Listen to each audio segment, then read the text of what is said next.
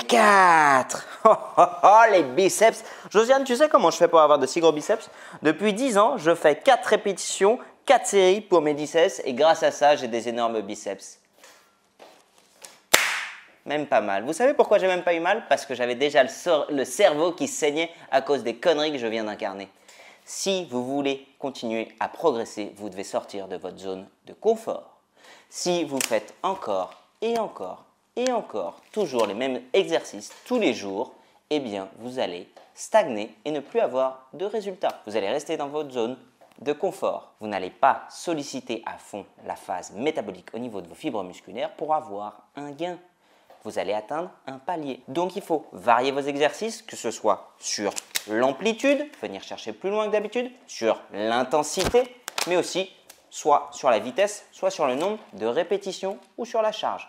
Vous avez 5 critères sur lesquels vous pouvez agir. Intensité, amplitude, charge, vitesse, intensité. Je l'ai dit 2 fois, mais mine de rien, vous pouvez varier. Donc si vous voulez gagner au sein de vos exercices, et je parle même en termes de rééducation, si vous faites encore et toujours la même chose, évidemment, vous n'allez pas progresser.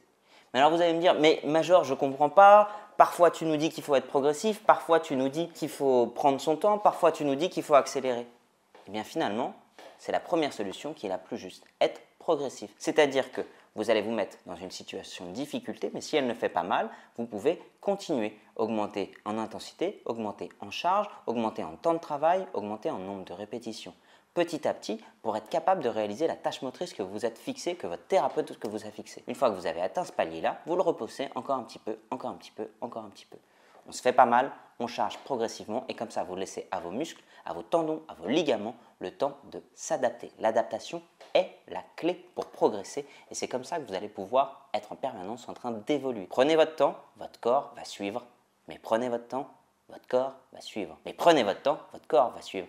Et bien c'est exactement ce qui se passe au niveau de votre muscle quand vous lui faites toujours et encore le même exercice. Il a l'impression d'être un poisson rouge dans un bocal et d'entendre toujours la même chose. Et la première fois, il avait déjà compris. Salut!